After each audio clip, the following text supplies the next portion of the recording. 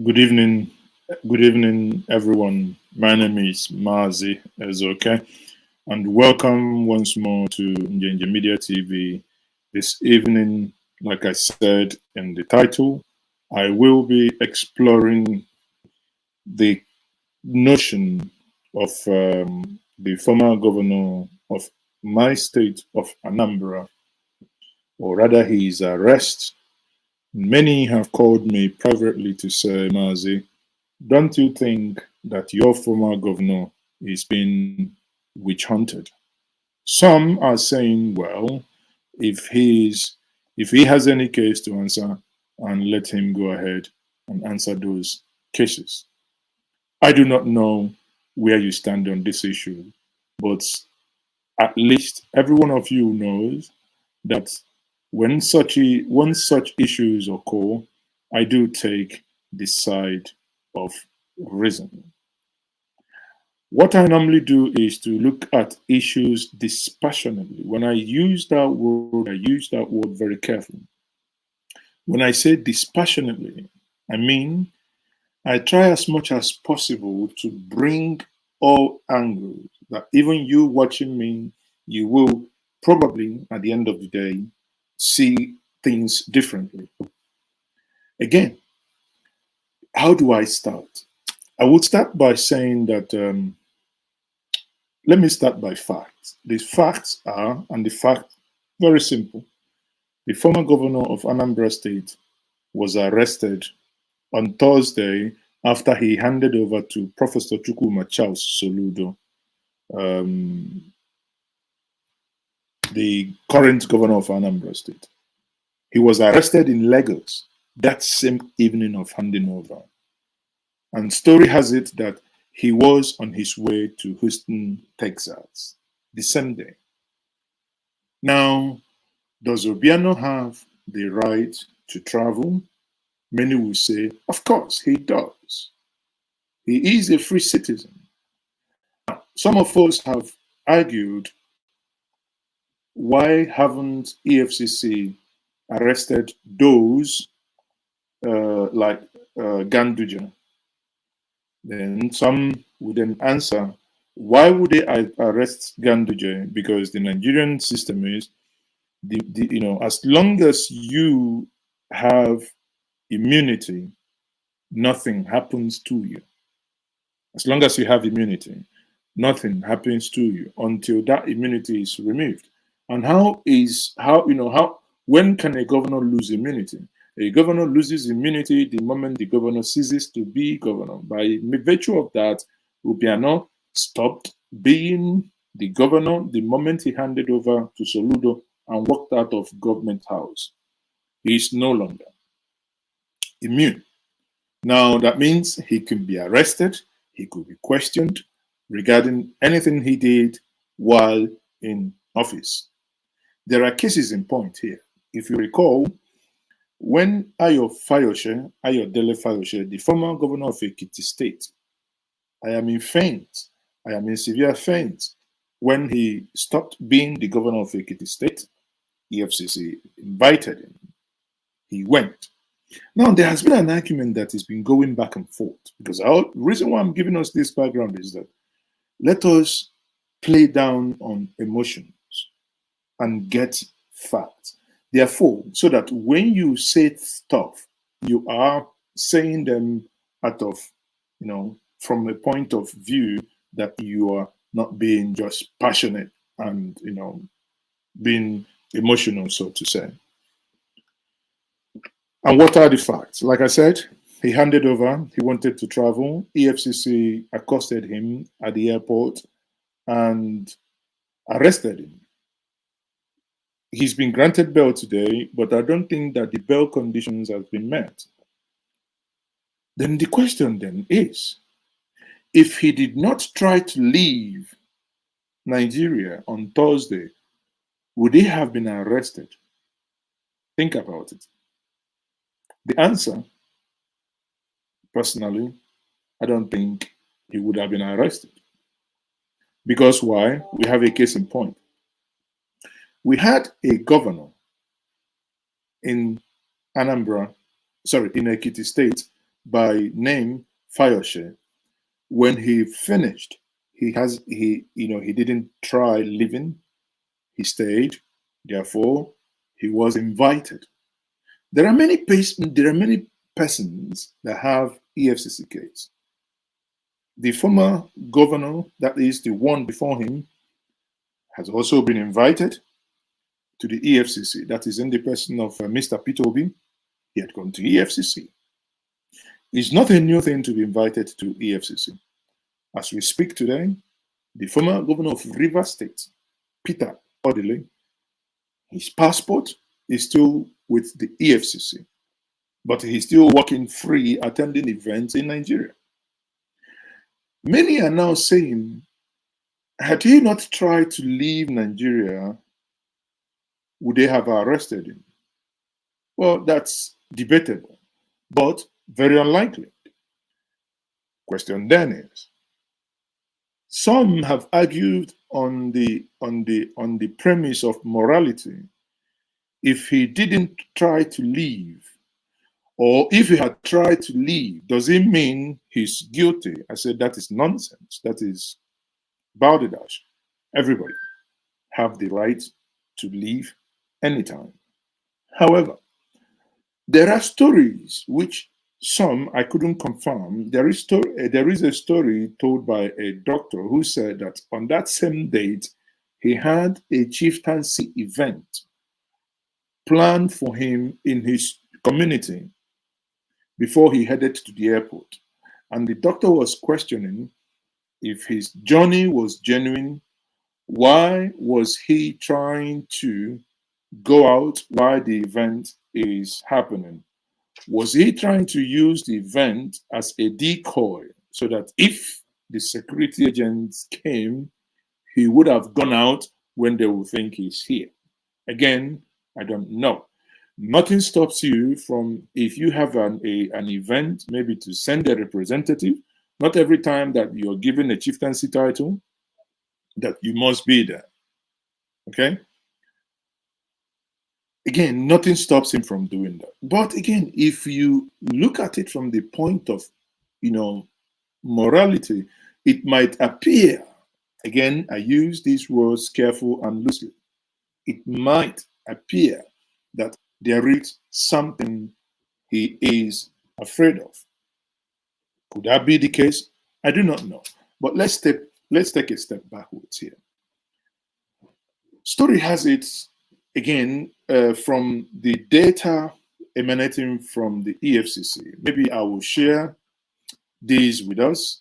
That is from the Guardian's, sorry, not Guardian. I think that's from Punch. Let me quickly see if I can share this Punch with us. So where's the Punch? Okay. So if I bring this Punch in here, let me see if you can see me very well. Okay, this Punch here.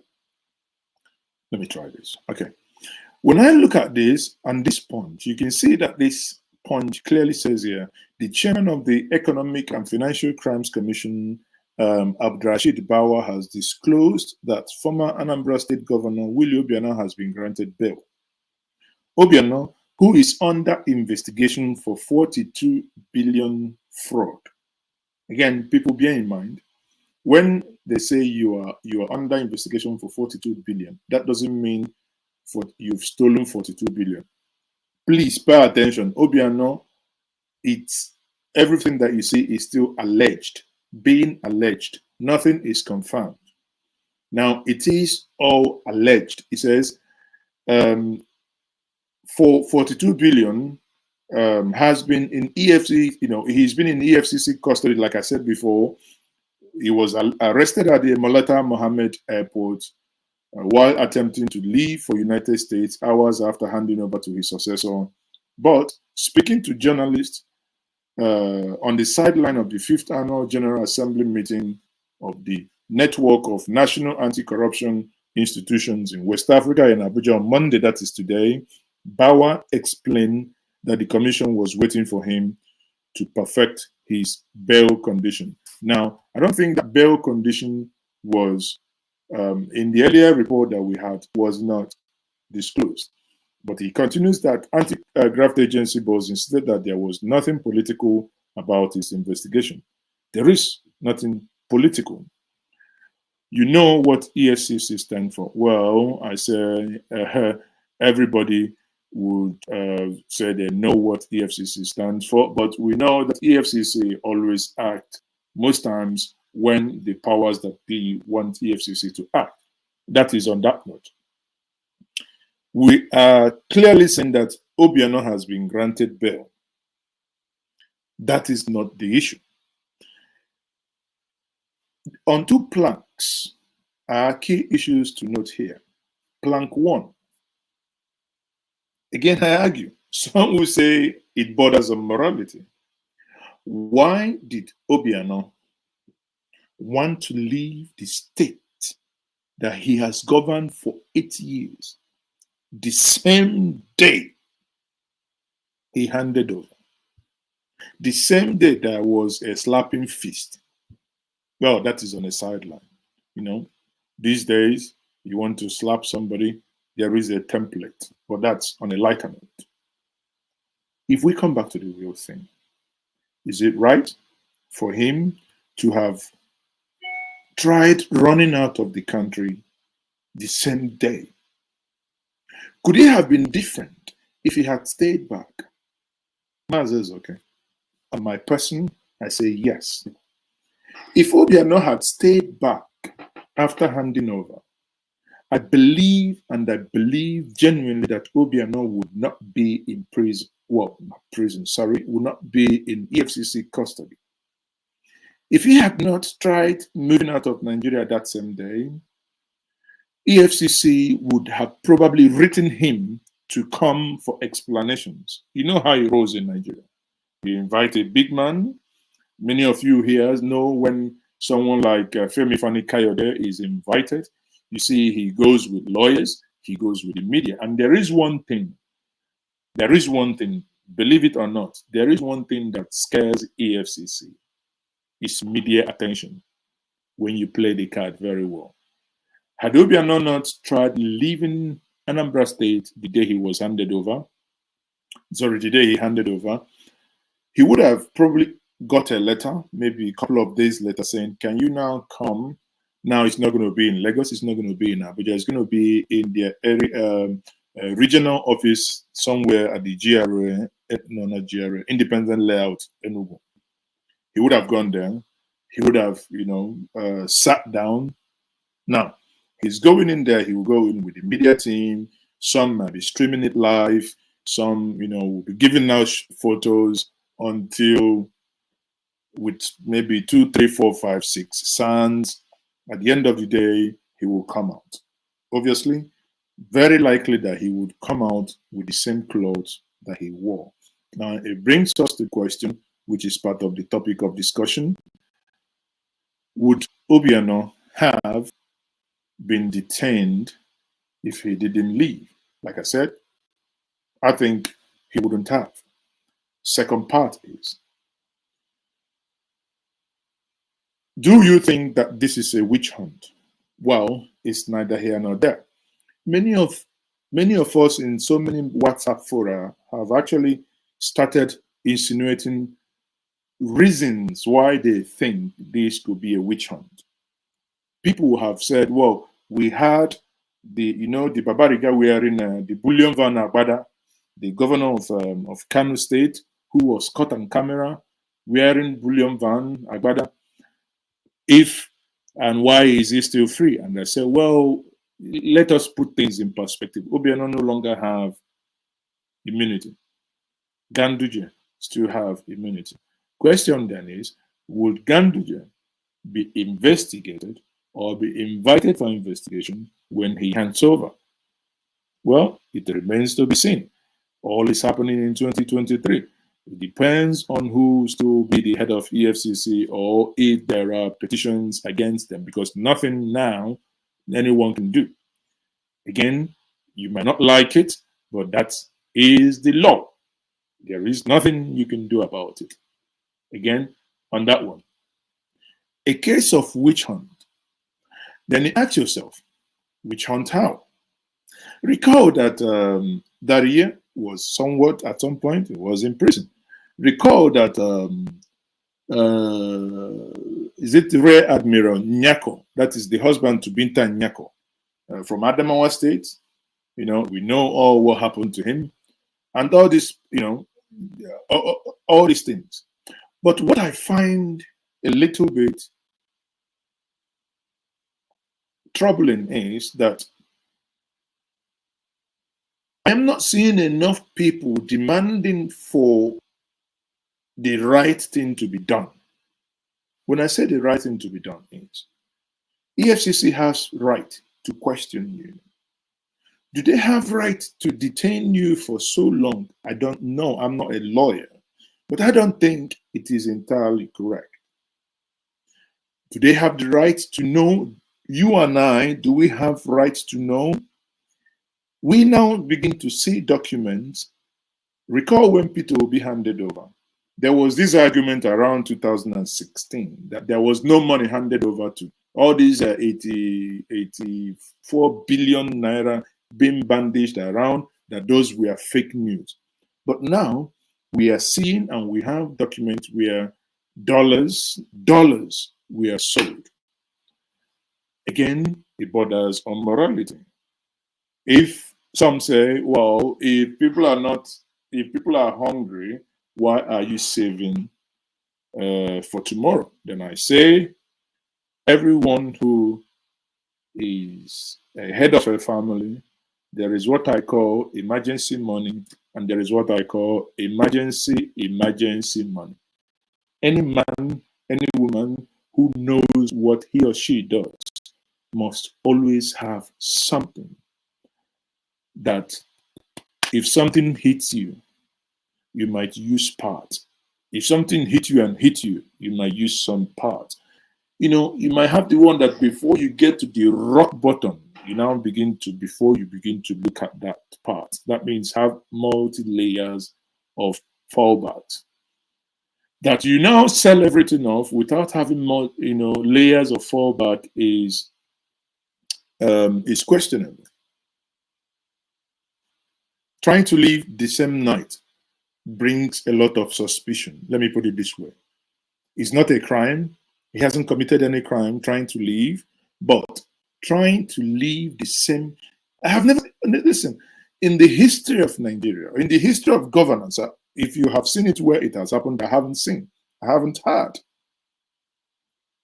Peter Obi handed over to him. The same Peter Obi has been in Nigeria since he handed over in 2014. He hasn't gone anywhere. Yes, he visits countries and he comes back. When his name appeared in the Pandora box, he went to EFCC with his documents saying these things is just the Pandora box, which he has said so many times is not the way it appeared, that in that account in question is a trust for his children. And if he leaves this in the UK, the bank is going to take so much money. The bank, Lloyd's TLSB Bank, advised him to open that trust account and pay that money in there. And that money, before he became a governor, there has been no transaction. So no one could actually argue while a governor that he paid in any amount and that amount was stolen or taken or commingled, whatever language you want to use, from the state. So that is it. But in this case, I'm an interested party. Why I'm an interested party is because it's my state. And I have asked, for instance, how much did we spend on the Anambra International Airport? You and I know how much we spent for what Odera Igbo we always call Okwoki Ube, the 3 flyovers we have in Anambra State. We know how much we spent because federal government reimbursed that money the state spent in building those flyovers. If we know how much we spent on flyovers, is it too much to ask how much did we spend on on Anambra State International Airport? If you and I know how much we spent in the Abuja runway 5.1 billion naira. If you and I know the campaign that I championed on this platform for 1 year and 2 months to fix Enugu International Airport, where federal government released 10 billion. Now, what you and I can then argue is this is too much. Did we use 10 billion just to do runway and runway lightning? That's all. Not terminal. No terminal was touched. Whatever you see at the local terminal in Enugu is done by the state government as their own form of palliative. So, if something, I'll put it this way, could it be that there is something that is not entirely right? Why it appears we do not have these figures? Google it. Asaba Airport, done by Dr. Emmanuel Uduagam. Remember, at the tail end of James Ibori's government was when they started the airport and wanted, I think it's about 3 billion then. When Uduagam came in, it was reevaluated and the price kept skyrocketing. But at least there is a track of how much was spent. The only thing we know in Anambra, nobody has told us how much is the event center in Oka, how much did they cost? Please, let nobody ask me why do I want to know. I need to know. I must know because it is my state. I have actually written Professor Soludo on Twitter demanding that his government must make this information. I think maybe after 1 month, let him settle down. I personally would have to, on Anambra State, put in freedom of information. Actually, maybe not myself. Njenje Media will have to do that through the legal department. We'll have to put in freedom of information a request. How much did the event center cost us?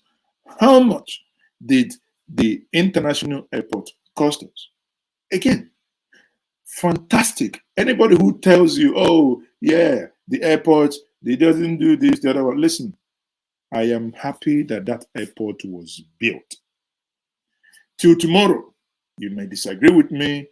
I am a believer in anything development.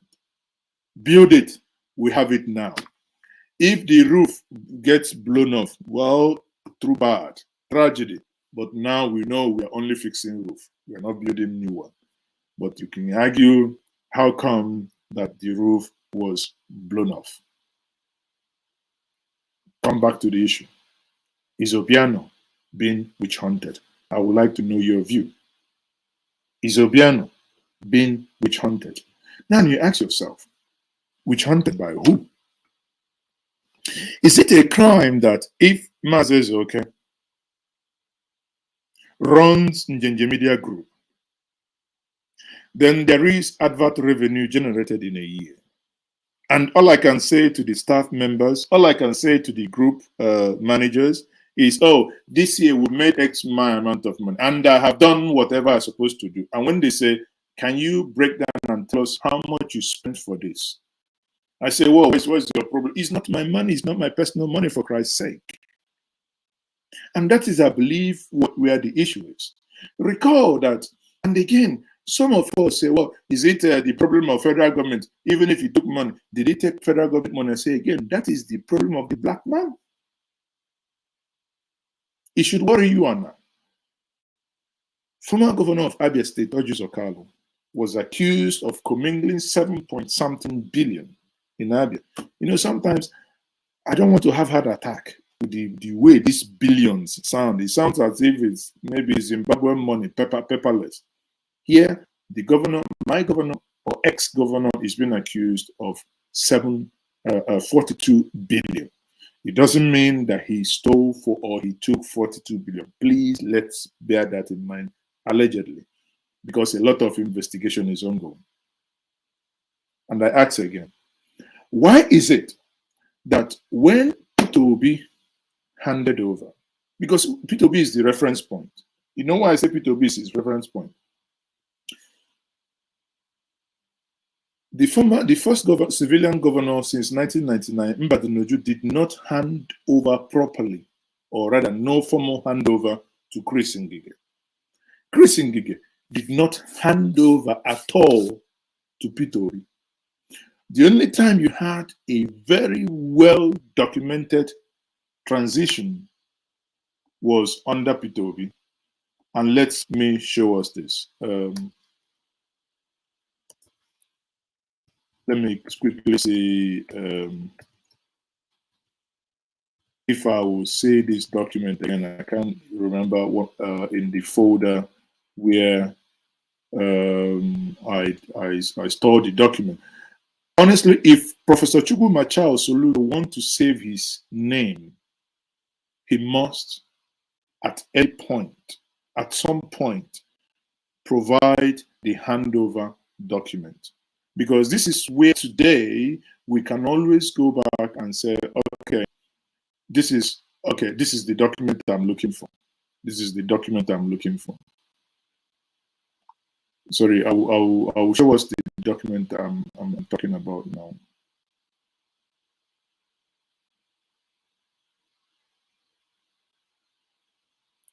Sorry, pardon me. Oh dear, sometimes these things. Okay, but the document is uploading. I will show us the document here. What I'm saying is we must begin to hold our leaders to account. If EFCC is saying we are accusing you of commingling 42 billion, and that's a witch hunt. I can deal with the witch hunt.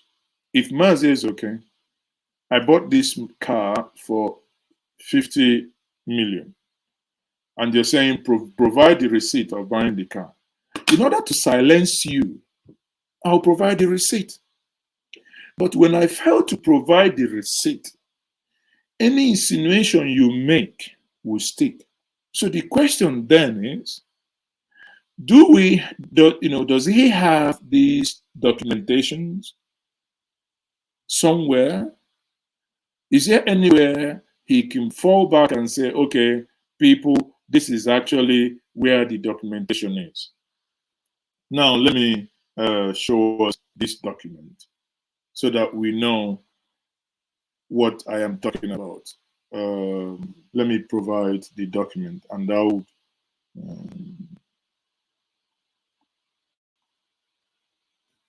where's the document? Come on, open. Sorry. Okay, everyone, thank you once more for being part of this stream. Please like, and share. Like and share. Let us look at these things dispassionately. If you want to be part of this, if you want to say anything, if you want to ask questions, you can also join me here if you so wish. Honestly, I want this to be as interactive as it gets. So let me quickly pull up this document here, please. Now, this is the document I'm talking about here.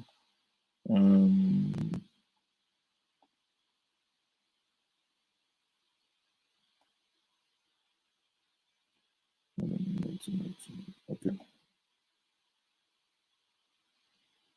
Something is not right.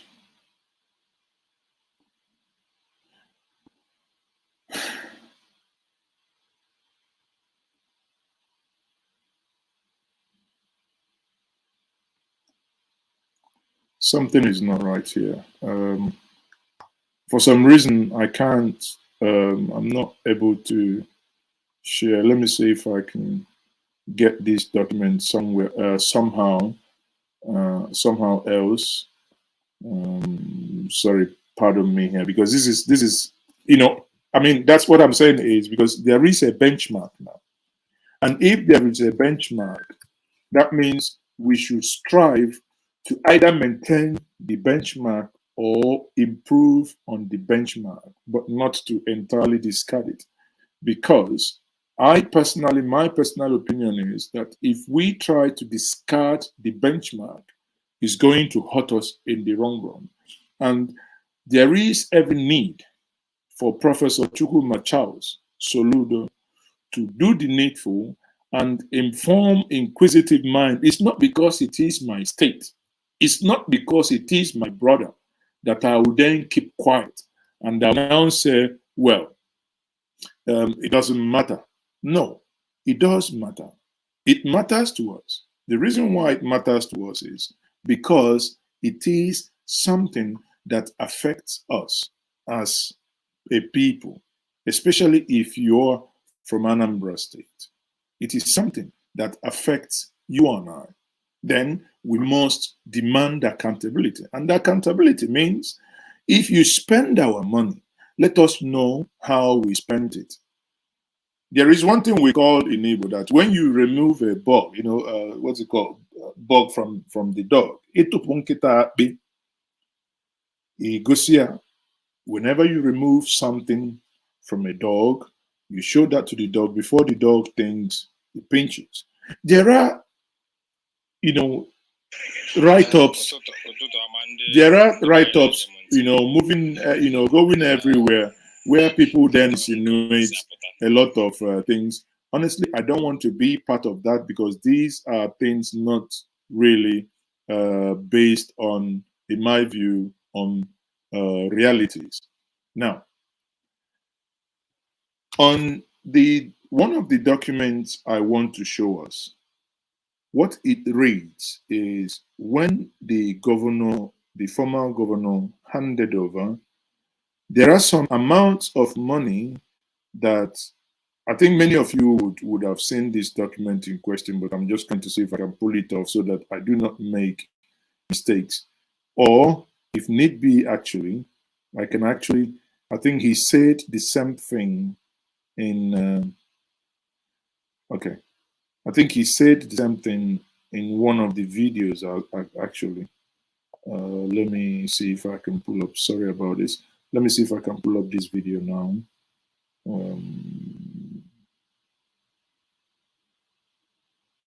Okay, there is a video because I'm not able to share this document by the virtue of the way I would have wanted to show you that. But let me quickly on this one share this document by virtue of as a video. Let me see if I can play the video and you hear when he's talked about how much he left. While that is loading, I am very curious to know about these documents that I'm about to share with you. I am very, very curious to know the origin and what has happened here. The question then is, could it be that this is the reason why, oh Jesus, the same thing is happening? Why can't I share my screens anymore?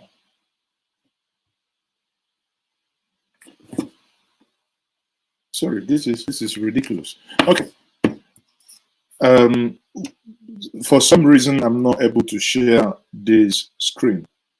Now, question is, if we must fight corruption, I am not saying that the former governor of my state has taken anything out of the state. No, not in 1 million years. I'm not insinuating that.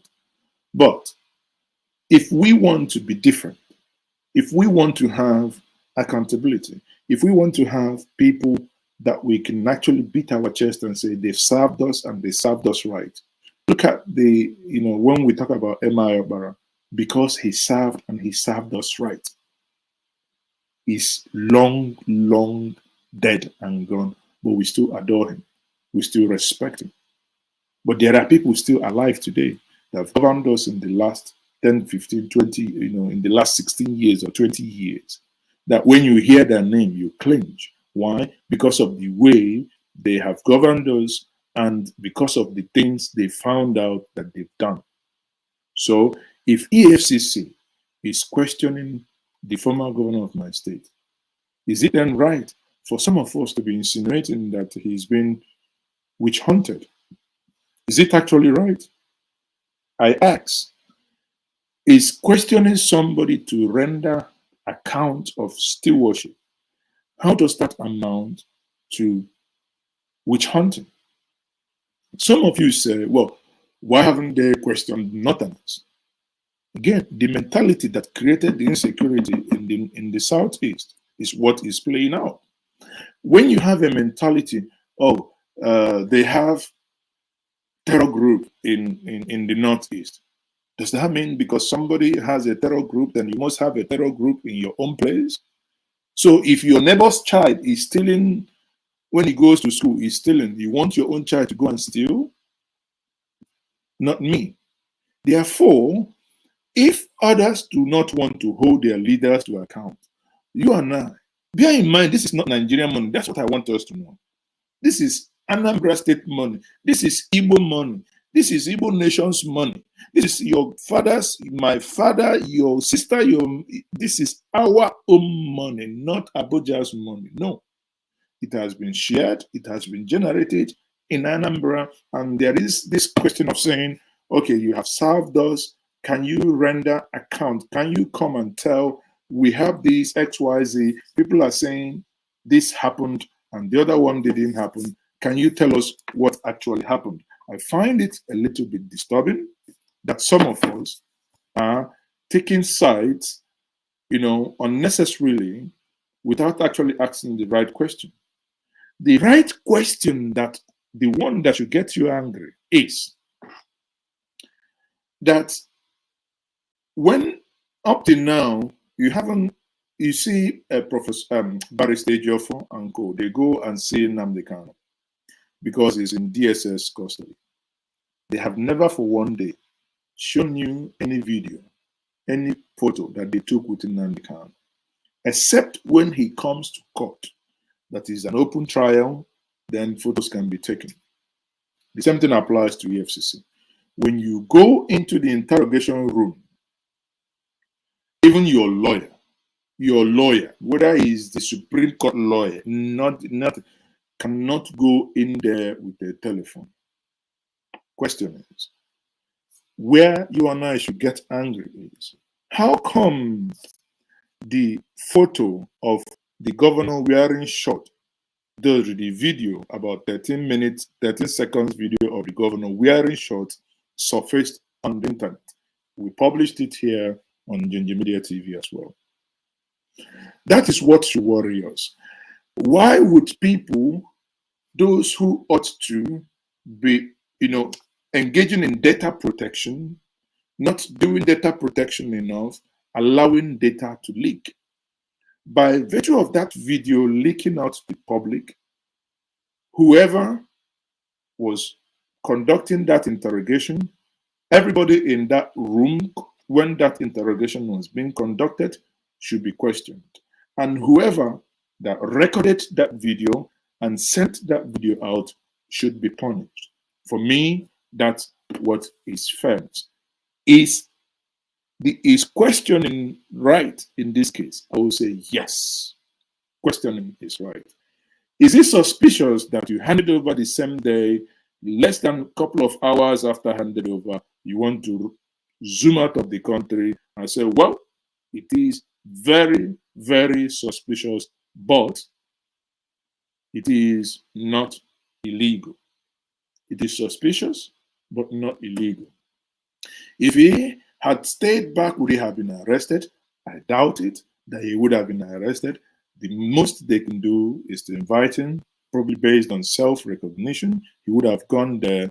And bear in mind, those of you saying this is witch hunt, before the Anambra State election, EFCC actually had said they have cases, they have reasons to invite him.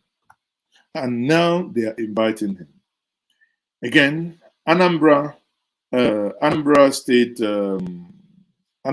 League of Professionals today condemned, as I said before, the leakage of that video.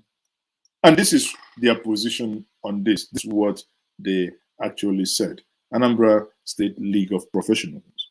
They had the following to say, because they had, and here I did agree with them. Anambra League of Professionals demand explanation on the leaked video of Chief Obiano in EFCC custody. And I do agree. They say, they added a statement by the League of Anambra Professionals on the EFCC humiliation of Chief Willie Obiano, Anambra State ex-governor, and related developments.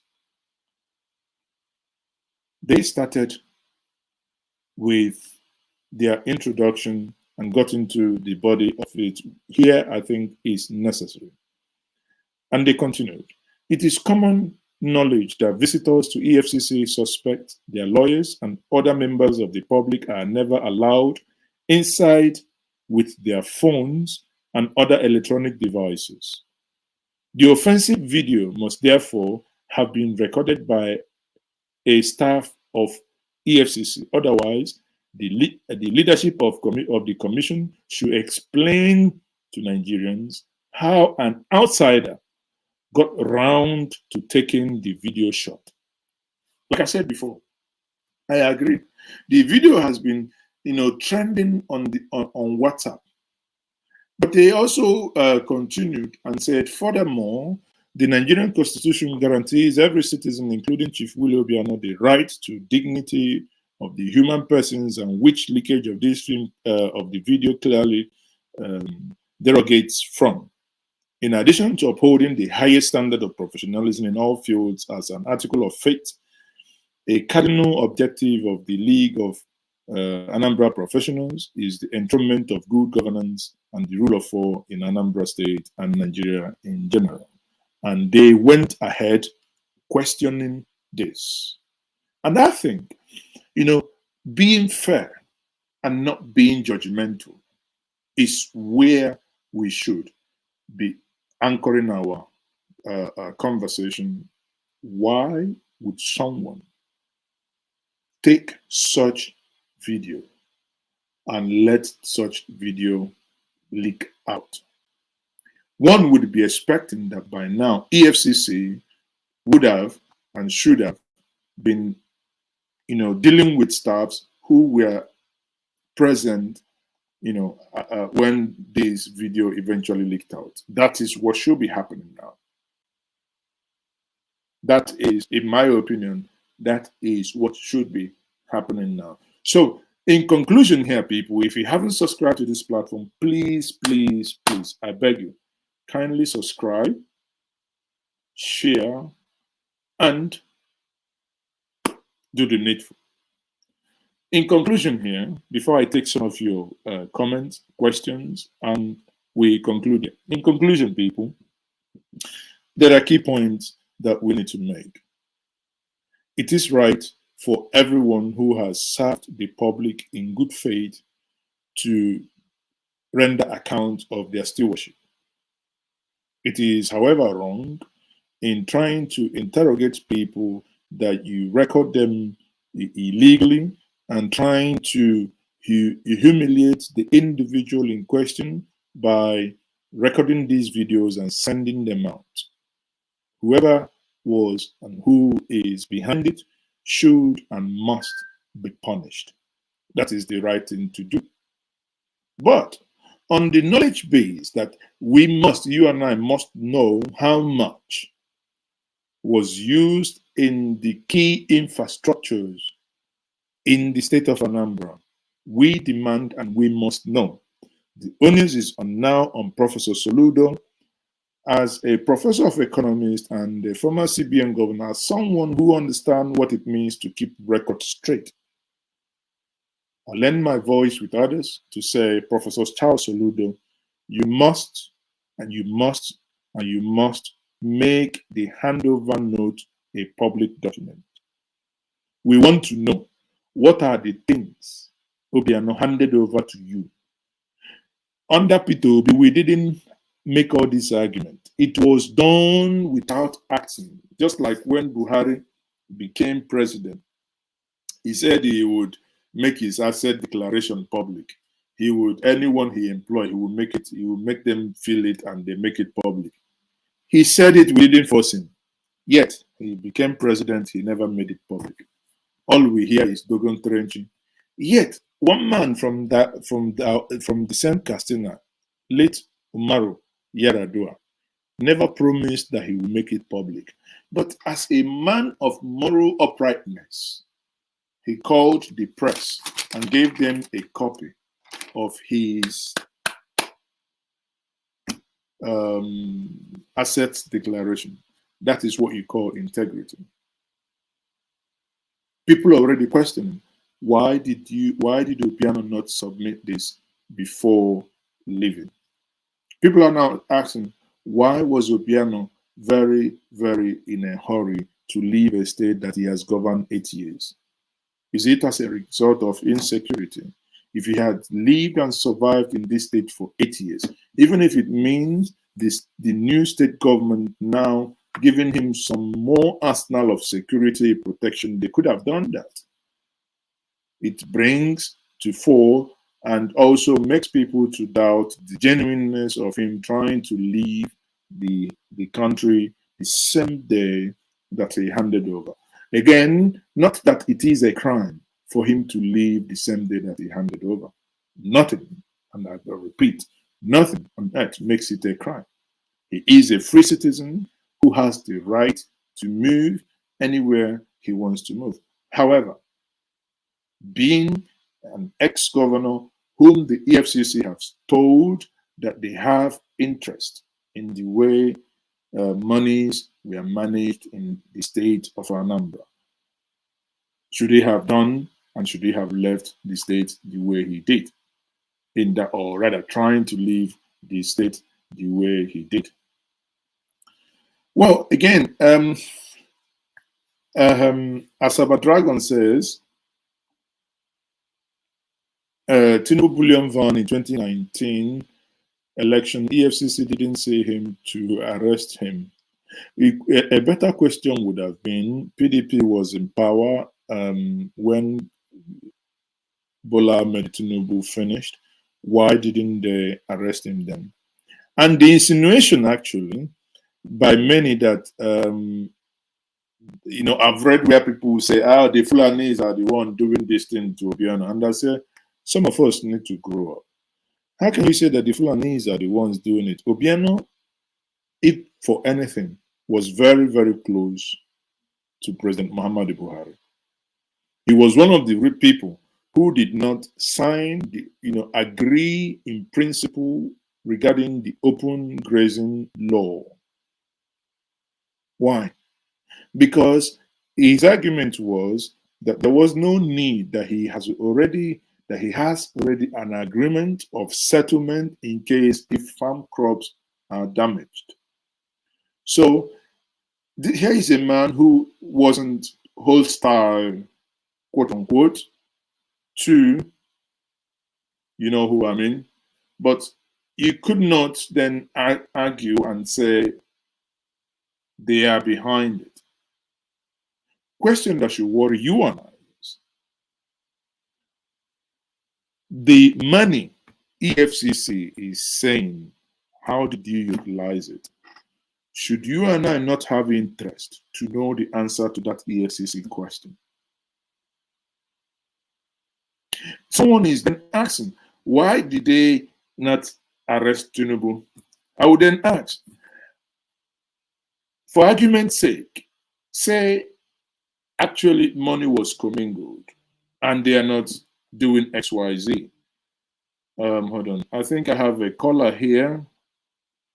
Who am I speaking to? You are speaking to Mazes. Okay, this is Njenje Media TV. Who am I? Know who am I? Who am I? Sorry, I know who I'm speaking to. Okay, can you please turn down the volume of or put it off, whatever you're listening to me with?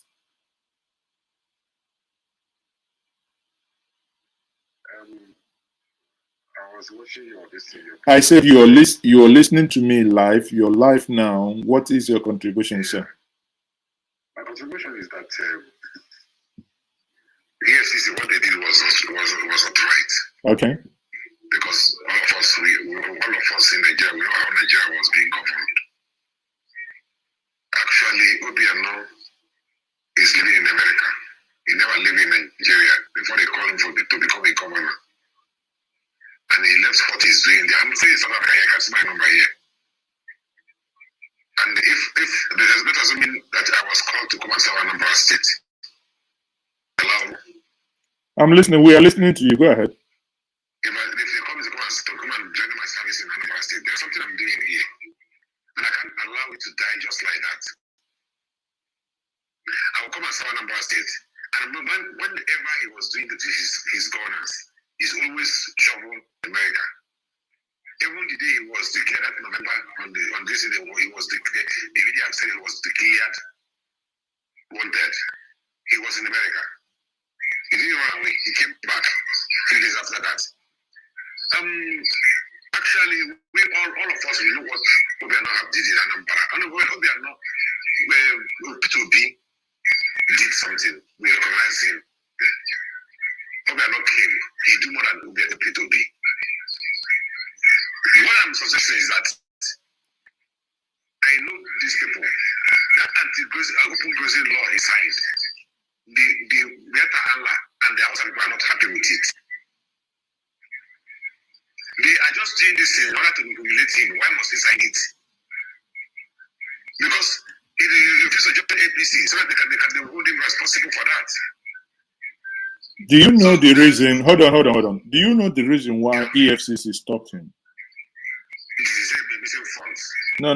He said he needs to clarify on 42 billion. So all these things you're talking about, you're not bothered about the 42 billion. I'm not about the 42 billion. So you're not bothered about 42 billion and you want development. But he has done a lot of development in Anambra State. He built airport, he built stadium, he built what they call it, center.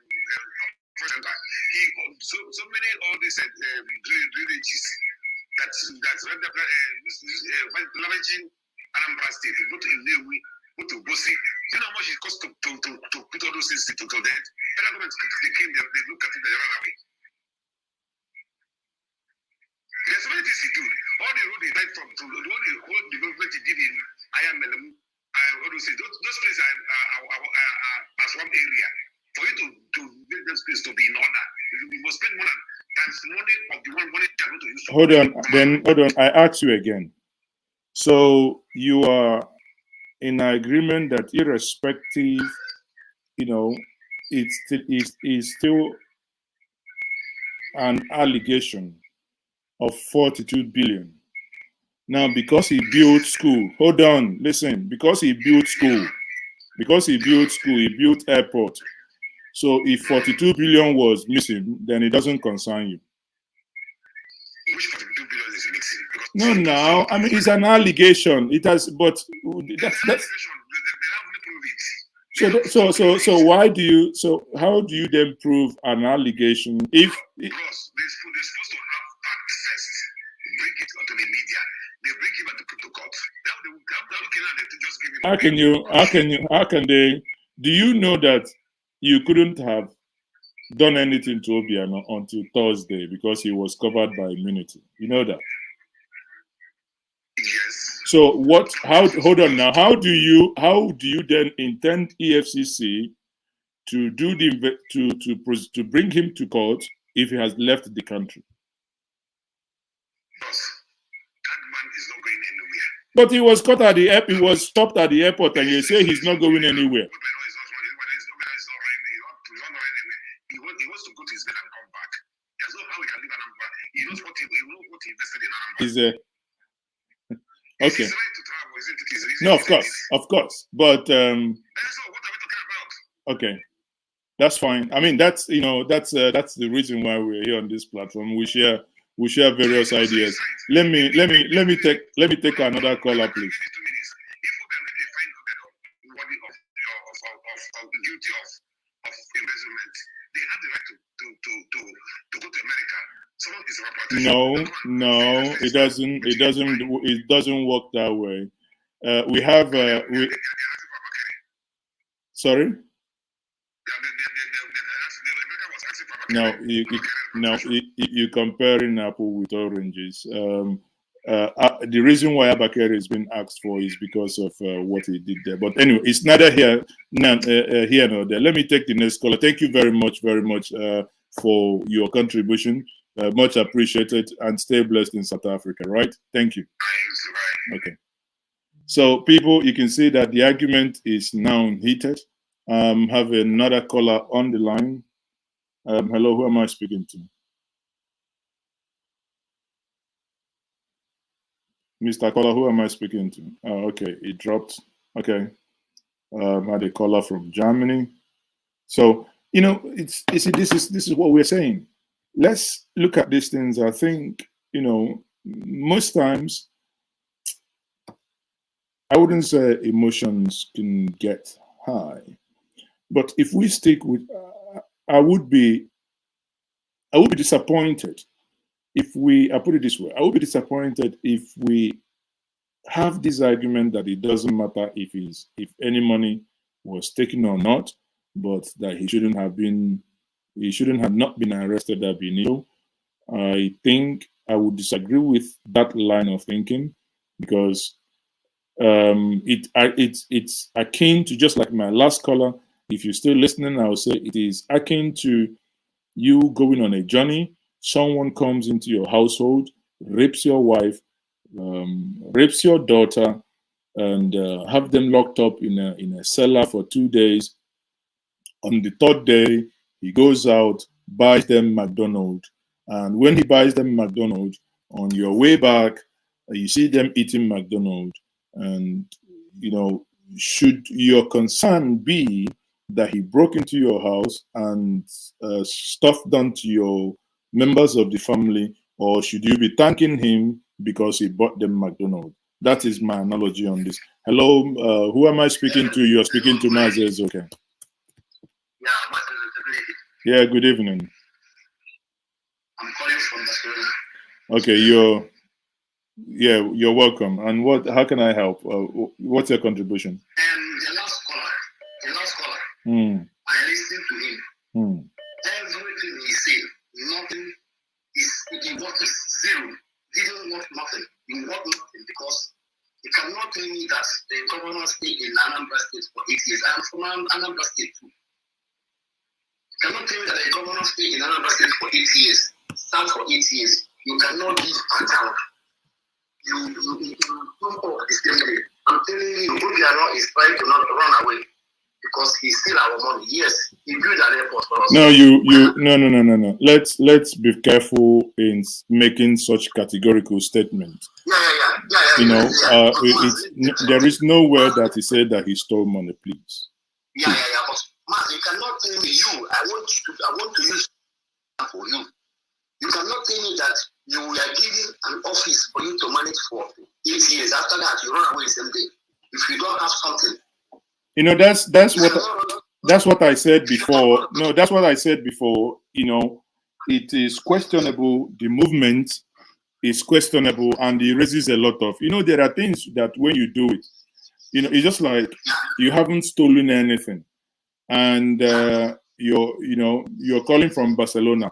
Let's say you've gone into where is one of these shops? Let's say you've gone into Zara to buy something, and you haven't stolen anything, and the security there says, "Hey, stop! Hello, Mr. Matthew, can I speak to you?" And you started running. So maybe they didn't maybe stop you to basically accuse you, but maybe when you start running, they will say, okay, maybe he has something hidden. They will start coming after you.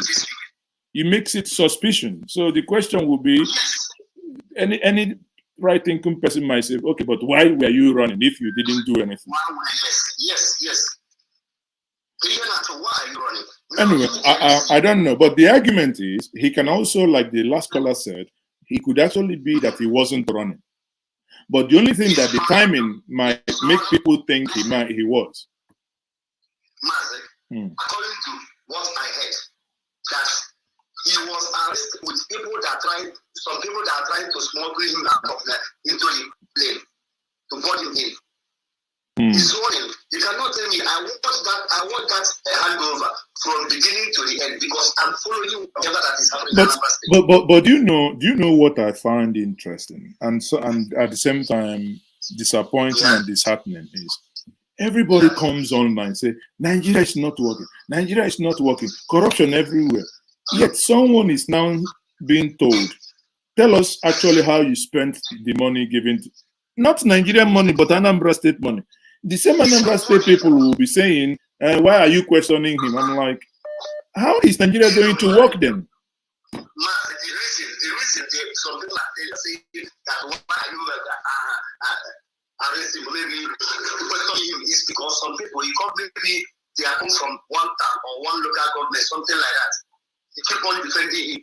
But for me, I've been talking about when you do the process or you do this, but we need give us account. Well, The guy you mentioned that second. Let me tell you something. Here, that thing is where children are playing football, doing training, not being training. Well. Let's look at it this way. When it comes to infrastructure, I said it when I was making my presentation. I give it to him for building that airport. That I cannot take away. I give it to him for. But even when I say Obiano, thank you very much for building an airport. In my lifetime, my state has a functional airport. Yes. But okay, how much did it cost us? That is not hate. That is just basically trying to be up. Anyway, tell us how much he left, because I listened one day he was making maybe addressing some people. He said that he left $10 million, and that $10 million, he said $10 million. He didn't pronounce it, with his full heart. I heard him sometime. He said he left $10 million. Who is talking about $10 million?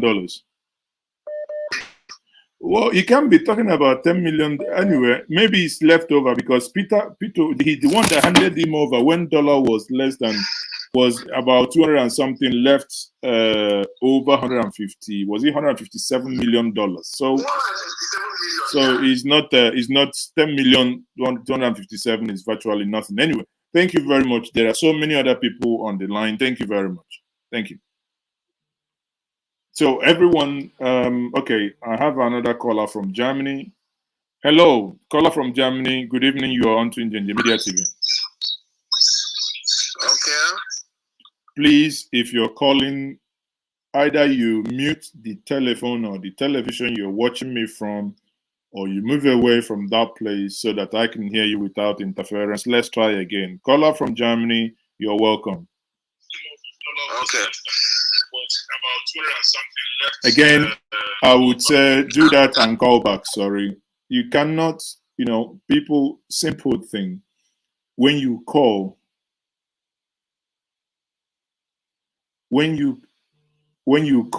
please ensure you are. Hello. Good evening. Who am I speaking to? Good evening. This is Rufus. I'm calling from America. Rufus, good evening. How are you? I'm doing okay, Mazi. Thank you for the opportunity. Now, there are people who are saying that he could be that he had medical issues and he was running to get into treating himself. I don't know. So go ahead and make your contribution. Okay, I'll try to just go straight to the point and go ahead. So this is it. You've said it before. You were saying it, I think before you started or something. You said we keep complaining every time when Nigeria is this, Nigeria is that, and a governor is given, has governed the state and was asked at the end of the day, come and give account of. It's like you handing a project to somebody in Nigeria. When you come back, you ask the person, come and give account of what you've been doing for me. It's not a bad idea. It's not in this part of the world. In Nigeria, it's a problem when you ask somebody to come and give you account of what you've asked the person to do for you. It becomes a problem. People are, if he's running to go get medical attention, so he did not build any hospital. He did not build or equip any hospital in Nigeria. Well, he did not. So why is he running? So is Nigeria a mortuary where when people die, they just bury them?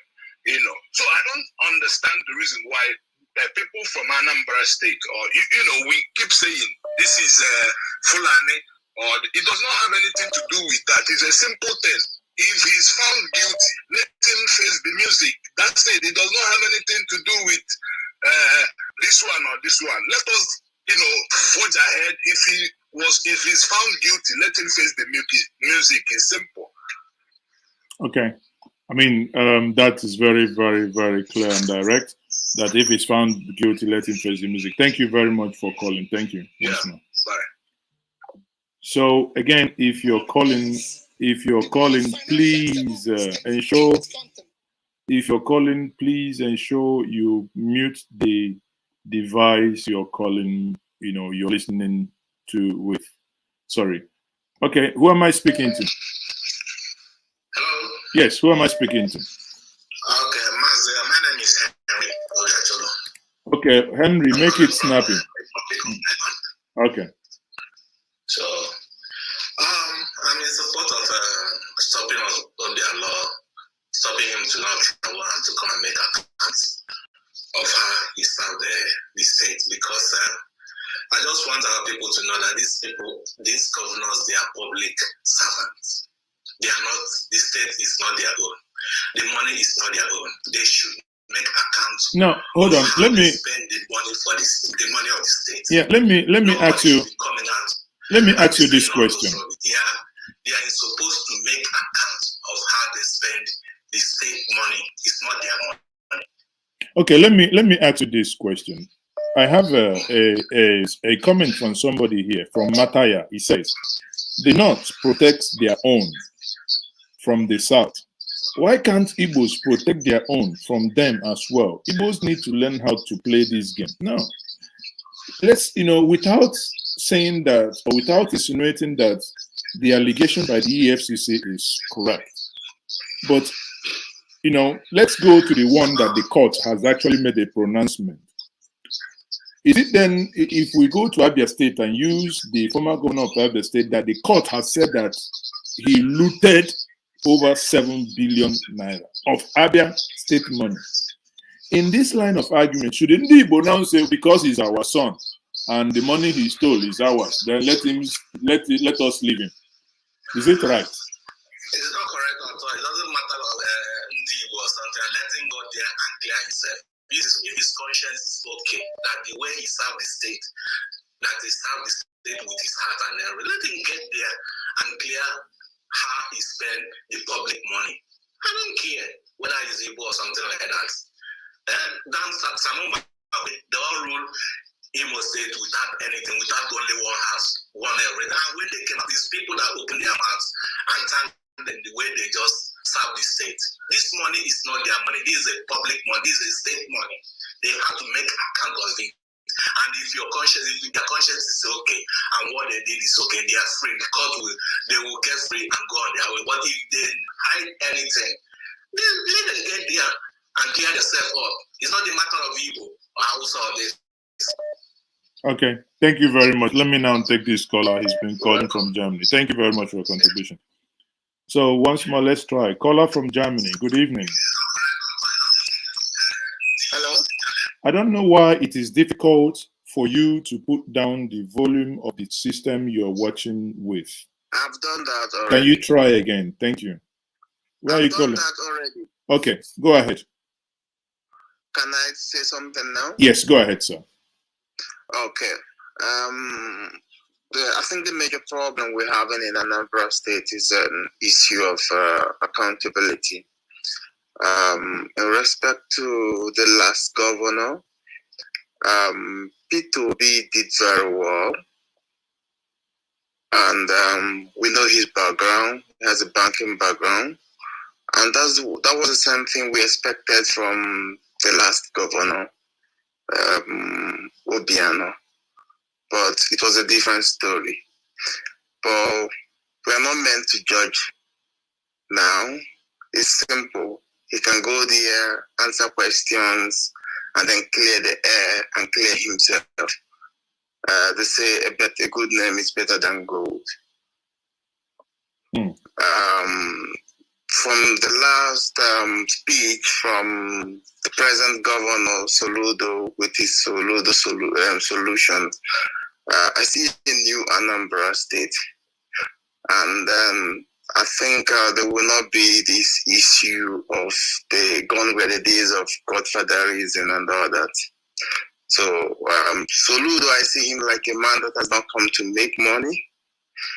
But I don't know I believe he has a good relationship with the ex-governor, which has given him the platform to rule the state.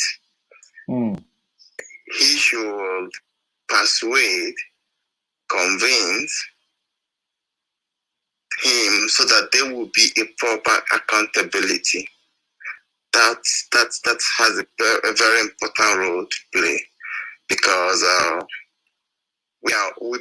everybody's watching. The world is now digitalized. Gone were the days of who cook books, who cooks accounts, stuff like that. Okay. Just like what Peter Obi did when he left. I think. But many people are questioning. Why must Peter Obi be the reference point? Some are saying in this comment section, why is it that other states don't hold their past governors' account? Why must it be when an Igbo person or Anambra finishes, then they will start?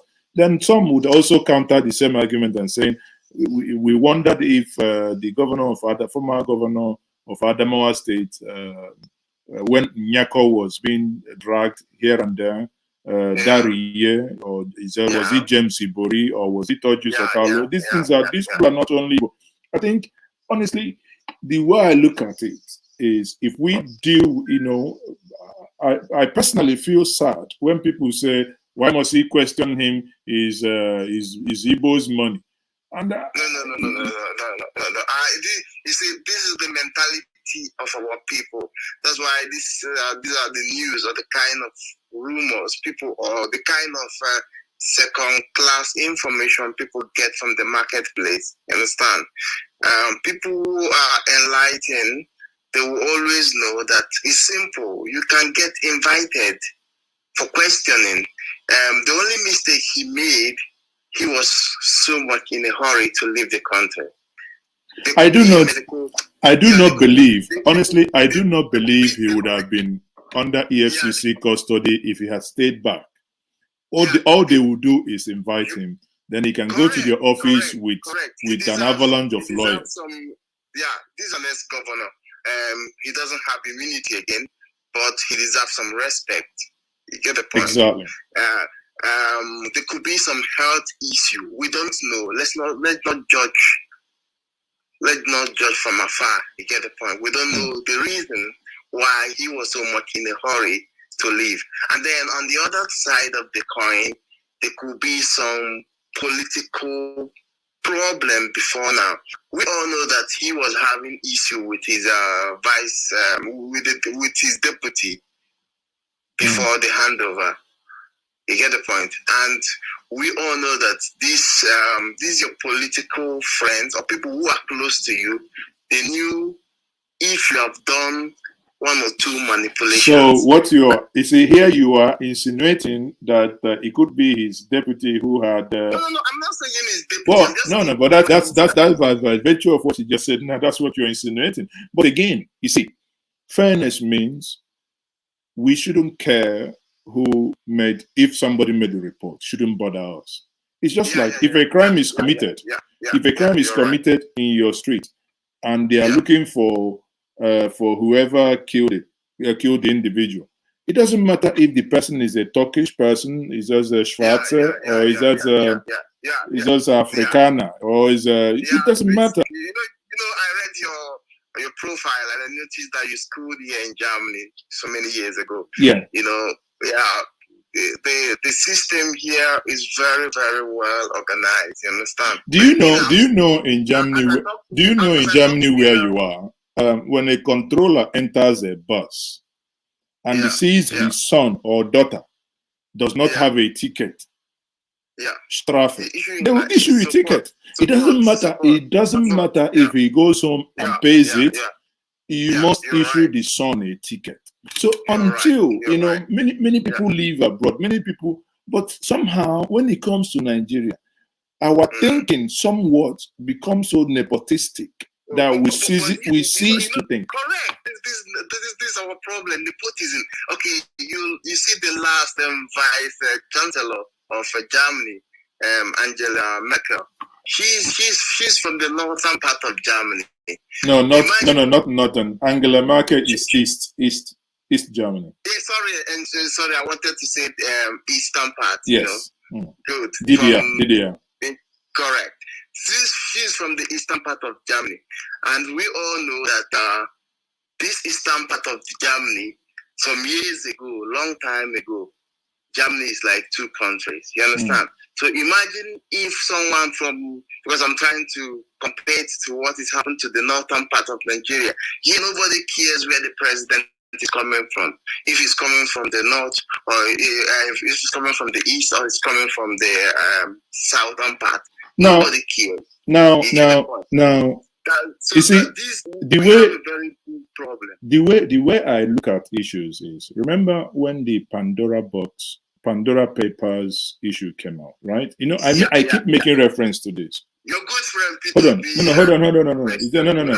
You see, no. The issue is Bukhara Salaki, a lot of people, some northerners, blah blah blah. But how come? Because he was convinced that he hasn't done anything wrong, that account, since he became governor, there has not been any payment in, because these things they are not in Nigeria where you say, just like when Zelensky was accused that his name is on Pandora paper. I'm not from Ukraine, but common sense will tell me, if Zelensky had $1 million in Pandora account, right? The question is, since he became president, has he made any transaction? Because if he had paid money to that account, that means he's stealing the Ukrainian money. But if he hasn't, if this is what he had when listen, let us all be fair. Today I am now. I might have a box room. They already made money before So they go into listen to this. I might have a box room, or I might have a flat in Barcelona, or in Germany, right? Then tomorrow I become the governor of Anambra State, and somebody says, he's stolen our money to go and buy a house. No, the question that common sense should dictate: when did Mazi Ezeoke buy this house in Germany? If I bought this house maybe in the year 2008, and I became a governor in the year 2031, come on, do you understand? The papers will prove exactly. So the question is, the things are very simple. Can these things be proven? And honestly, I hate, the reason why I'm saying this is because in so many forums, people have been, sometimes people get confused, but I think we're getting all these things confused. The problem is information. Our people don't, they say when you want to hide anything from the black man, you put it in a book. You get the point? These are the information people get from the marketplaces. People don't really digest the information. You get the point? Yeah. We know what Obiano or whatever he's passing through presently. You get the point.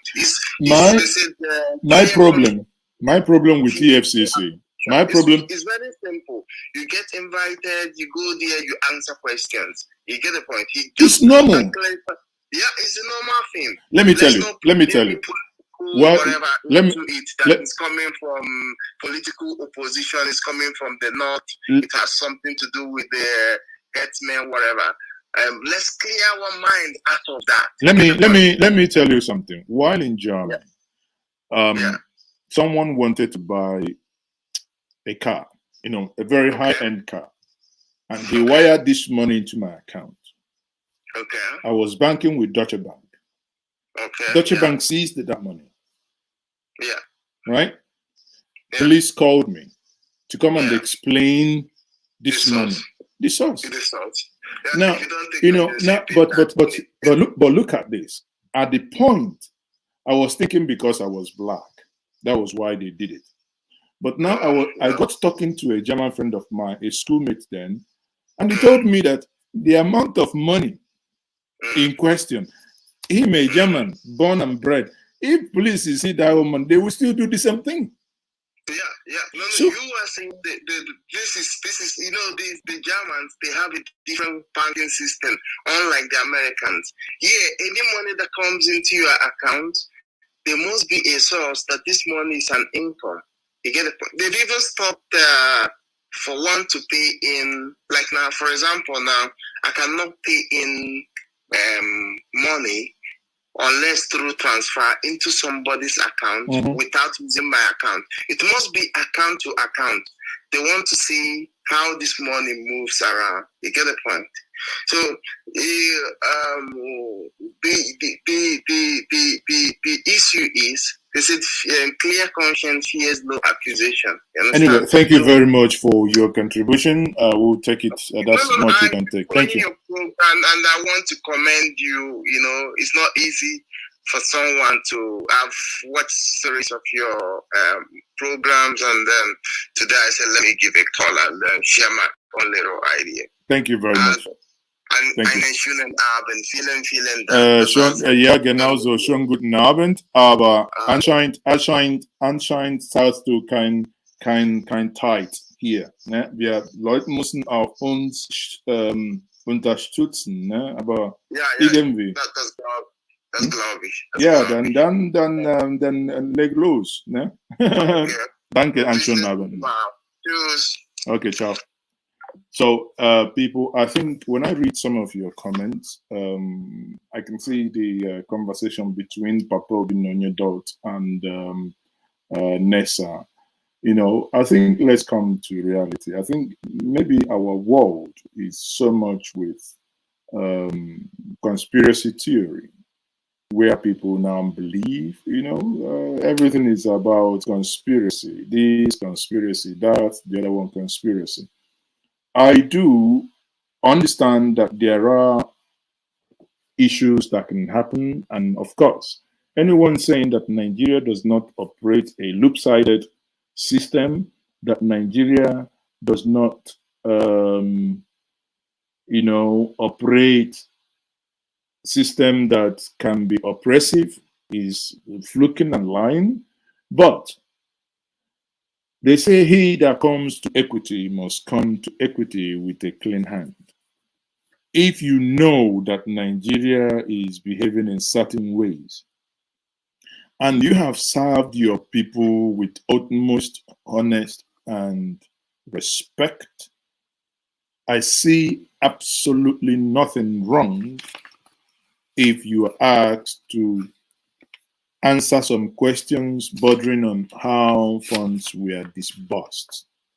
I repeat, nothing wrong in the agencies that have the statutory powers to do so, to now say, please, can you explain to us how and why some of these things happen?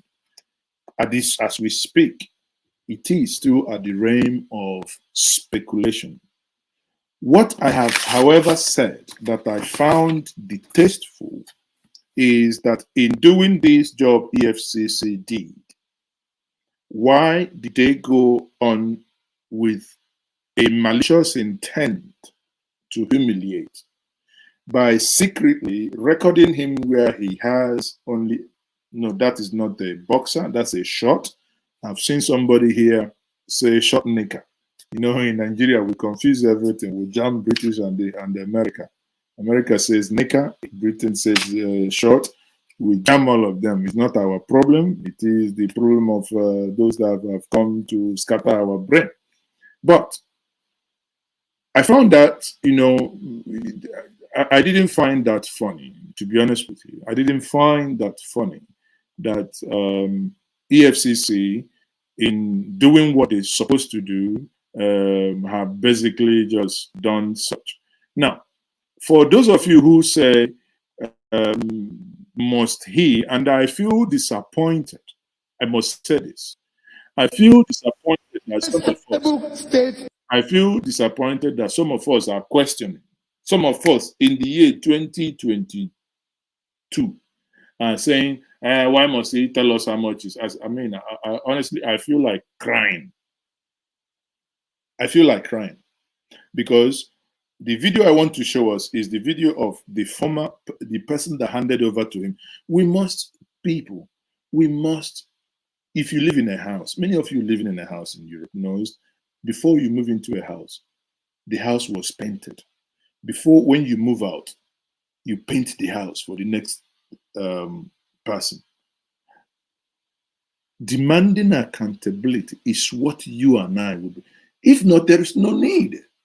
Why are we risking going somewhere, say, let us go and record if they are doing the job they promised us? Is it only when it is federal government or when it is other people that we actually pay attention? Why can't we begin to? So apart from the fact that I feel that there is humiliation in the way and manner that secret video was taken, that is only intent behind it is to humiliate. That I think whoever was behind it should be punished.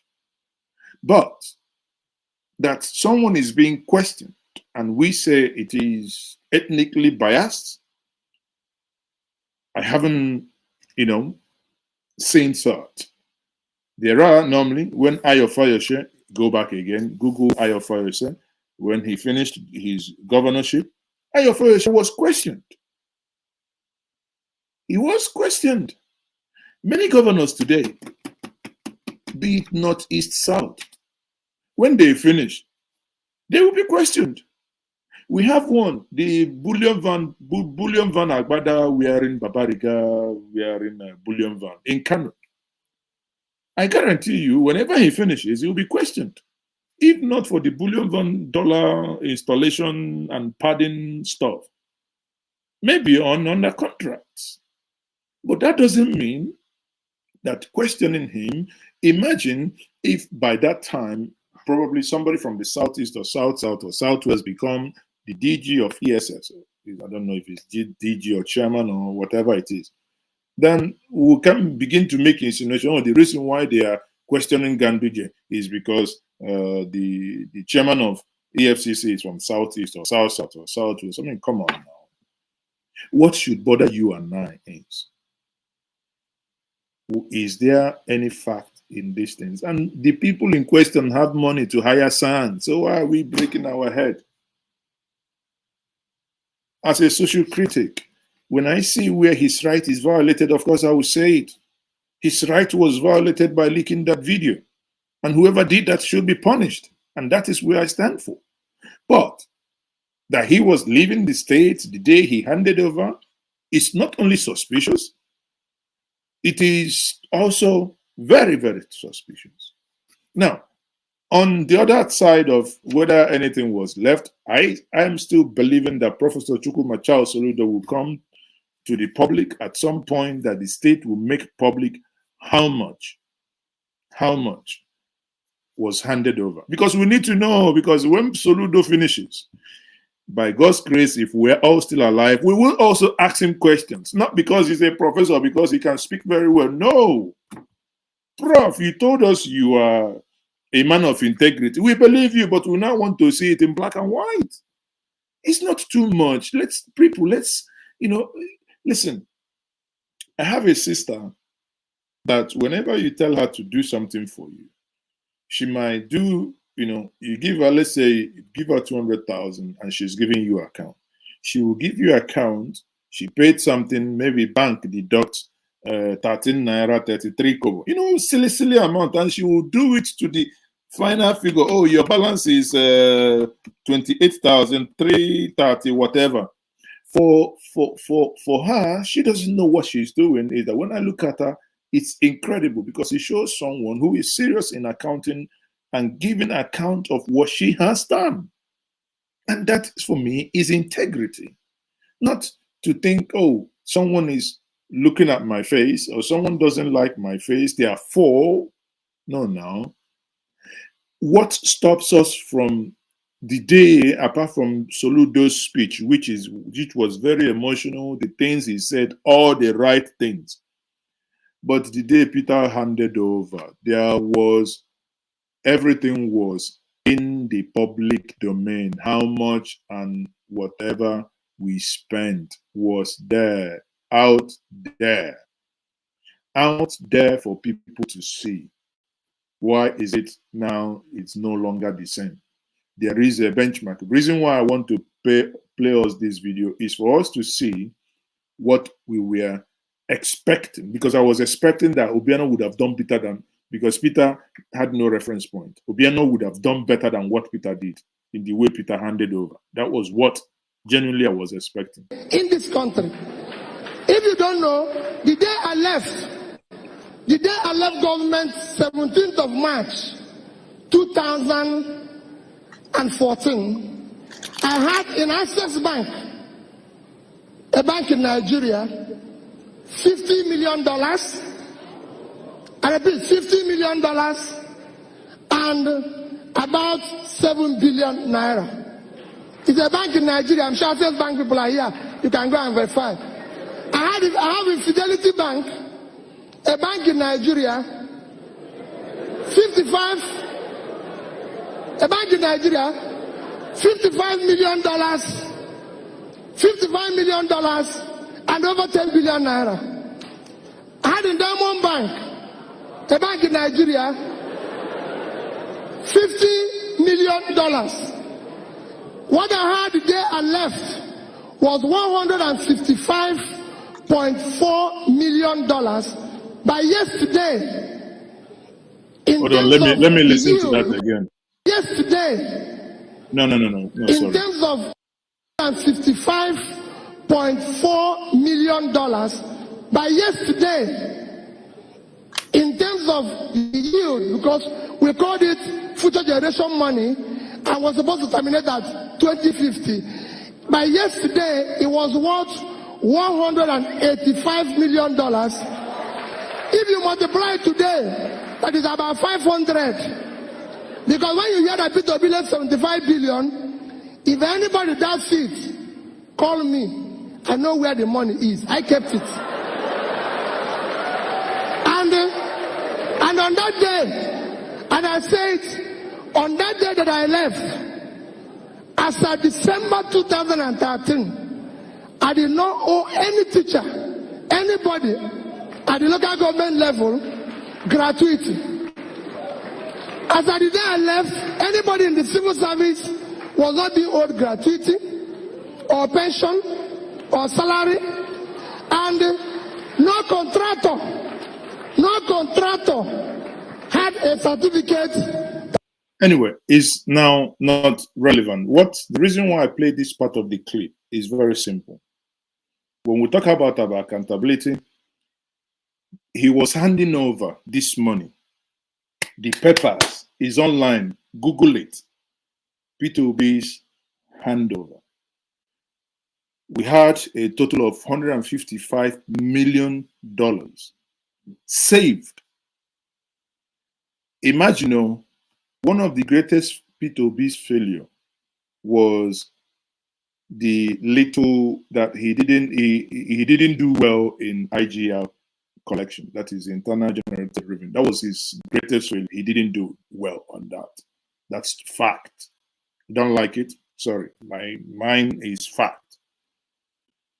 But even in that, he was able to save $155 million, split them into 3 banks: Access Bank, Diamond Bank, and Fidelity Bank. Fidelity Bank 55, Diamond 50, Access 50. As you know, now by the time he was about to leave, that's 155 is now gotten into 185.4. So meaning that we have actually we have actually gained about 30 million. Sorry, 30 million extra on interest alone, compound interest calculation. These were the monies the previous government, now Obiano's government, all these dollars put in these savings, in these bond yields. Google it, it's everywhere now. These are now being sold. We were told that there was no money, that we didn't borrow money for airports. Fine and good. But how did we get the money? Is it the same, this money that was saved, that we used, or we sold the dollars and used the money? Bear in mind, when Peter says we left 155 or 185, the number, who cares? But what it means, people, is that at the point he was leaving this thing, the dollars, recall, that was before Goodluck losing the election. Go back now, you see, when when APC was doing their campaign. You see them doing you now buy dollar 220. Do you like it? Are you happy with it? Meaning dollar as of the time Peter left was not up to 220. But now, if that money was to be there, dollar is over 500. So let's say we even say 500. So if we had equivalent of 150 or even $200 million, it would have been times 2, because dollar has more than doubled since the time he left. And if EFCC is saying, we think that there is foul play somewhere, and we are calling on you to come and answer questions regarding this, and some of us are saying it's a witch hunt. I don't know. It should, listen, no father should eat just for eating's sake without thinking about why do people have life insurance? Life insurance is not for you. Life insurance is for those you leave behind in case of eventuality. So having something to fall back on, as I say, as a state, sometimes even gives you assets. When you're you watching me in abroad, you know it. When you have good credit record, you get certain things cheaper. You get loans. Some people can get loan now 2%, 1.3, 1.5. Whereas in the same country you are, somebody cannot even get 15%. They will still deny you credit application because of not having anything. Not having anything to fall back on. So I find it strange that rather than look at these issues critically, and some of us allow our emotions to overrun us, because it's not a new thing. For more than 6 months, EFCC has made it public that they have some certain information and that they put him, EFCC told him before, and he replied EFCC. Why I am curious is, if you know that EFCC is after you, if you know EFCC is after you, why do you then want to leave the same day? Maz is okay. If I am in his shoes, what would I do? Very simple. I wouldn't want to move the day I handed over. I would actually make it a show. On Friday, the next day, I would do like Ayofayose. I would drive myself. I'll go to EFCC. I say, okay, when they look for me, I don't come. So, you create your own narrative. But this thing is now beginning to look somehow by the virtue of the fact that you are trying to leave. Even those that ought to have sympathy for you are now beginning to question, why do you want to leave? I don't know if many of you are getting my point. Because it's, honestly, that's my view. If you're new to this platform, please click the like button. Many of you don't. Why are you not liking? What is wrong with us? You don't click the like button. You don't click share. You don't subscribe. You like our wolf. Your name now Wufola. Waiting be that. What is the problem? What is the problem? The problem that you cannot subscribe, you cannot like, you cannot share, you cannot even to give somebody slap, you cannot slap. You cannot even walk. You do catwalk, go make they give you. You can't even catwalk, make they give you. You cannot give, you cannot receive, you can. But freely you give, freely you shall receive. So let me take some of your comments, then we'll round it off. Mazi, EFCC did not tell him that he's banned from traveling. No. Okay, Sugar. I can't share this. I think I need to, after this stream, I need to fix this now. Because what I would have done is, I would have shown you where he himself replied EFCC. Let me see if I can find it. I'll read it for you. Hold on.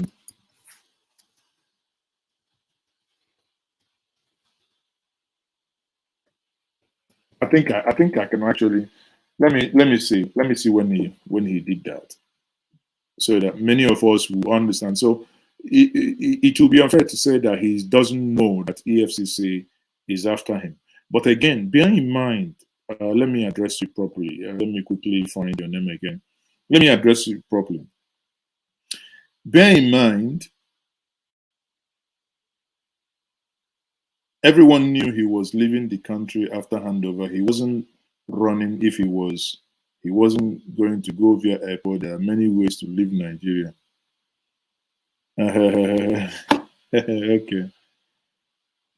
We should be talking about slap. I want to give you one.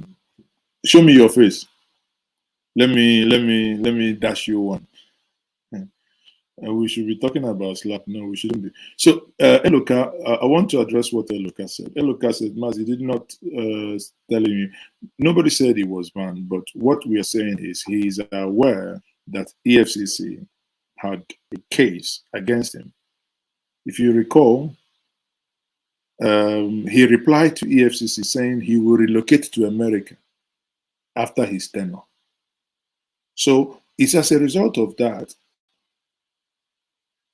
If you are not aware that EFCC is after you, why are you now telling them that you're going to be moving to America? So it's no news. Everybody knew that he was going to move. The only thing that you can say that might make, to me, better sense is, why did EFCC not invite him? EFCC would argue, well, we were going to invite you when you stopped being governor. But immediately you stopped being governor, you wanted to leave. So that's why we stopped you. But had it been that he stayed back a week, 2 weeks, ideally stay back a week, 2 weeks, wanting to leave.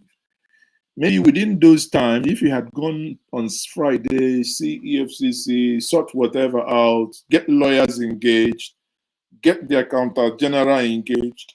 If they need any information, I only may, as executive, sign these things. Accountant general disburse money, deal with them. Probably, I don't know, probably he could have traveled. Probably we won't be having this conversation. But, Nigeria is what it is. Power is indeed transient. Power, they say, is transient. Honestly, EFCC is after him, doesn't stop him from traveling. Of course, it doesn't. Judge, Chris Judge, says, let the governor prove himself. Let the ex-governor prove himself innocent. Why we say these things, you make law for future. Why I am saying these things, and this video will be here if YouTube eventually doesn't disappear in years to come. When Soludo finishes and they say ESCC is after him, let nobody say, oh, because Soludo cleared Opoko, because he's very friendly with younger children, because he's doing this, he did a road in my village, therefore EFCC is after him. No. We also want to know, by the time he will clear the gutter we saw in Oboko last year, the gutter I showed us in January, by the time he tires the streets in Oboko, Oga, we want to know how much you used in doing those things. We want to know. We don't need you. Listen, I want us to get to the point of open governance, to the point where Maz doesn't need to submit any freedom of information request. We have a website, www.anambra.com/budget/expenditure. Anything we spend in that. I want, even if it's your own personal money, tell us how much did you spend for the inauguration. Oh, okay, I spent 2 million of my money because it was Abacha and Nkwocha. It's fine and good. But let us begin to ask these questions. Come on, people, that is the only way. we can get a better society. If not, you'll be frustrated. You have lived in abroad in so many years and you come down here, you'll be frustrated because things will never make sense. You'll be frustrated. My own is let everybody do the needful. Obiano is, okay, let me see. George again says, Mazi, we Igbos are not supporting injustice. So let ex-governor prove himself. You know, my own again, before, I think I'm sounding like a broken record. Prove yourself. My only issue I have with the EFCC is why did you have to record him secretly and share the video? That's my issue. Now, the music is ongoing. Professor Charles Soludo made his first, appointment. Appointed the former mayor of London, Brent, who is now his chief of staff. A friend also. So I say congratulations to him. So we expect more, and we expect things to actually happen, begin to happen. Don't think that anybody will not be questioned. That we love you and we like you and we support you doesn't mean you're not going to be questioned. Of course, you're not doing these things you're doing for us with your money. You're doing it with our taxes. You're doing it with our resources. Therefore, we must know and we should know how much you are spending doing these things that you're doing. Thank you very much for being part of this broadcast. I am still Mazi, okay? And I will leave you with my favorite of a man that I think I emulate, and I want every one of us to aspire and look up to.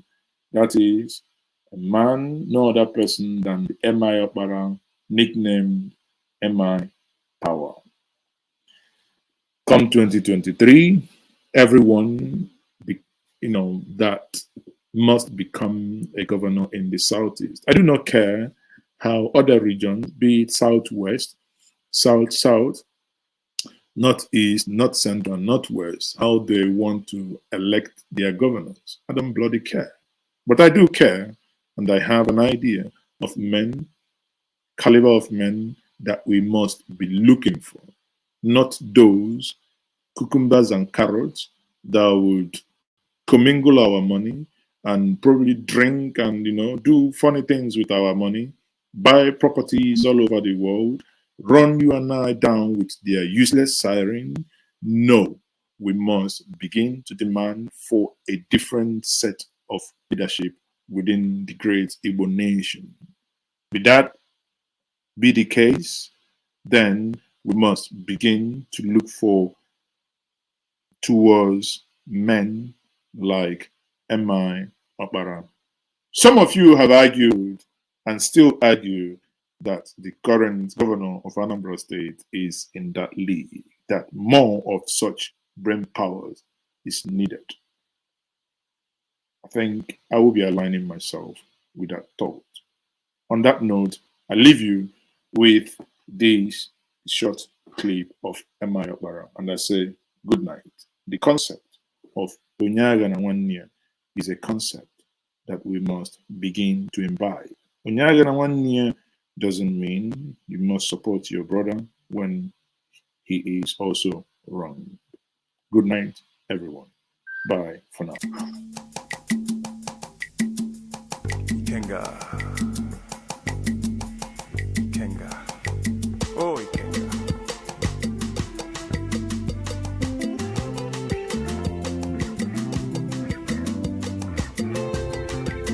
You shall yet see your sunrise, Ikenga. You shall yet see your sunrise.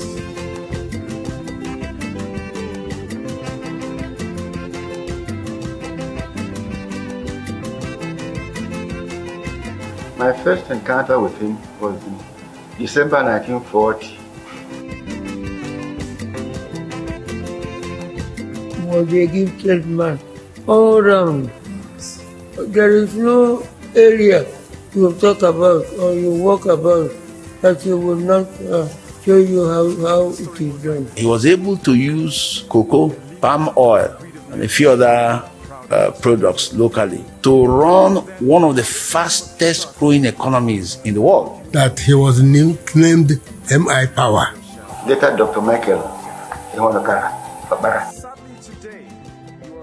Fakbara took over at a time when there were no institutions. Even though the eastern region was the poorest of the regions at the time. He was a pioneer. He had to lay the foundation for this. Whatever he sets his hands on, which is good, he will see to it that it is done properly. From January till December, there was always a new project, that was commissioned. He's a very pragmatic person, but always rooted in the people. Like that, as if he was so, he was in such a hurry that he wanted to do so much. Unfortunately, the Civil War dislocated so many things. I personally felt extremely sad. Because the ideas and the principle which they stood for, their successors in many cases didn't follow. And that's where we are seeing to today. Onyagala 1 year. That's leave nobody behind. Philosophy of the Igbo community, that's what it built into. The politics of then was politics of principles. Truth was that he was an honest man. He was really a nationalist. He didn't build a house, even in his hometown. He was a dedicated Nigerian of Igbo extraction. Down forever. We shall rise again. We shall yet see our sunrise. You can't get sunrise.